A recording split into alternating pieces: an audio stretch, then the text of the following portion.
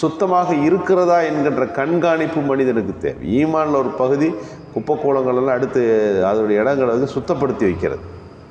நபி ஸல்லல்லாஹு அலைஹி வஸல்லம் அது பெரிய விஷயமாக சொன்னார்கள். நான் இருக்கின்ற காரியங்களிலே ரொம்ப கெடுதியான காரியமாக எதை பார்க்குறேன்னா, சுவர்களில் துப்பி வைக்கப்படுகிற எச்சியை நான் ஒரு மிகப்பெரியதொரு தவறான காரியமாக பார்க்கிறேன் என்று ஸல்லல்லாஹு அலைஹி வஸல்லம் சொன்னார்கள்.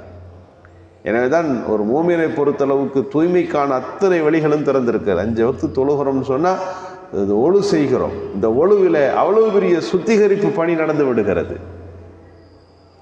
5 தடவை ஒரு மனிதர் ஒழு செய்கிறார் என்று சொன்னாலே அவருடைய உடலில் இருந்து அழுக்குகளோ துர்நாற்றங்களோ எதுவும் அவரிடம் ஏற்பட முடியாது. அந்த அளவிற்கான தூய்மைக்கான ஒரு பெரிய முன்னெடுப்பாகத்தான் நம்ம ஒழுவை பார்க்கிறோம்.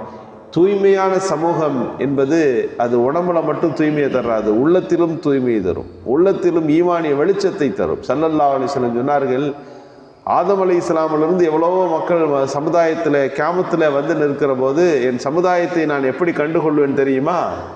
இவர்கள் ஒழு செய்கிறார்களே, ஒழுவின் காரணமாக இவர்கள் கைகளிலும் முகங்களிலும் வெளிச்சம் இருக்கும், ஹொர்ரம் அஜ்ஜலீன்களாக அவர்கள் காட்சி தருவார்கள், அதை வைத்துத்தான் இவர்களை கண்டுபிடித்துக் கொள்ளுவேன் என்று ஸல்லல்லாஹு அலைஹி வஸல்லம் சொல்லுகிறார்கள்.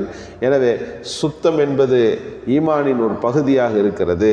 தூய்மை என்பது நம்முடைய உள்ளத்தையும் அது தெளிவானதாக சுத்தமானதாக அமைத்து தந்து விடுகிறது. எனவே எல்லா பகுதிகளிலும் தூய்மையை கடைபிடிப்பதற்கு, தனிப்பட்ட வாழ்வில் தூய்மையாய் இருப்பதற்கு